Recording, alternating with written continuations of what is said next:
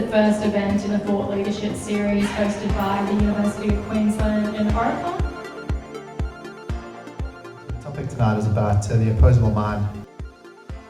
So we felt a lack of control as an energy consumer and a big energy consumer, because our team had been 8, 9%, 10% decrease on our side of the fence, but we were buying energy at a price that was almost doubling at the same time. So we were having to ask for more money, but still try to tell the story that, oh, but we actually are decreasing energy, but we need more money. So there was this lack of control of spiraling energy prices in 2017. On the other hand, our students are very savvy, they can choose where they want to go. And we want to make sure that when they think of UQ, they think of UQ taking a stand on climate change and renewables. We built the Gatton Solar Farm, which is primarily a research farm, back in 2014. Came fully online in 2015. And I believe at the time that was actually the largest large-scale solar farm in Queensland at the time, at 3.5 megawatts. How far we've come. However, Warwick represents, a good generation or two beyond Gatton in terms of technology and industry maturity. So it's a big deal. As an example, at Gatton Solar Farm, the solar panels that were installed are only 95 watts on each solar panel, whereas Warwick will actually be using 385 watts per panel. So that's actually a 4-fold increase in capacity just on the solar panel. What are the challenges that have to be overcome on the journey to becoming a gen-sumer? That's a great question. I like to tell the story that on the 24th and the 25th of January this year, Melbourne had a severe heat wave.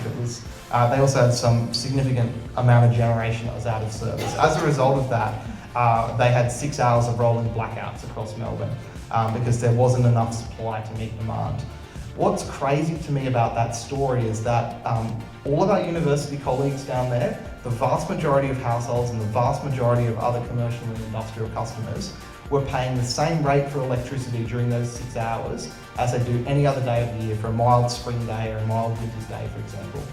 There is no incentive today for the average customer to dynamically adapt their energy usage to the real-time market conditions and what the market needs.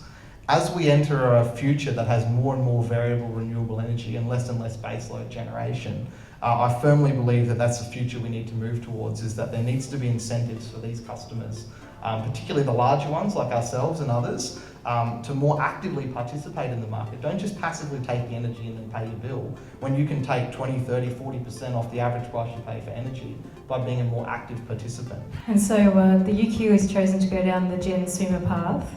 Do you see this becoming the norm? And if so, how can this be facilitated further? I really hope so, and our tagline as an organisation is create change, and that's very much what I hope we're doing in this space. And I hope that we're doing and we're realising significant benefit as an organisation, financially and otherwise, from doing this, but more so than that, we're also providing a leadership example from others. And the very nature of being a university, and this is why I love my job, is not only do we get to do these really cool projects, we then get to inspire and teach others what we've learned. And sometimes it's good, sometimes it's bad, and sometimes it's ugly, right? But that's our role as a university in the world, is to provide that thought leadership and that leadership by doing. So I'd like to think that us going on this journey will inevitably help others to do that.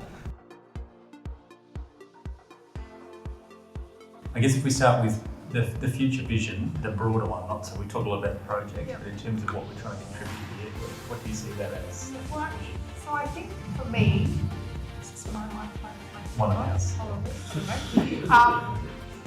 Because I have access looking with the Master of Sustainable Energy, we have students from all over the world. And what that does, it lifts this conversation to not just one about what we're doing locally here in Queensland as a university, but globally. And it's something that's motivated me in my research around public acceptance, climate change, and energy. How do we interact? There's 1 billion people we know who don't have access to the most basic of electricity. And when we talk about basic electricity, it's 2 LED lights and some mobile phone charging. And it's really hard to even get your head around what 1 billion people looks like.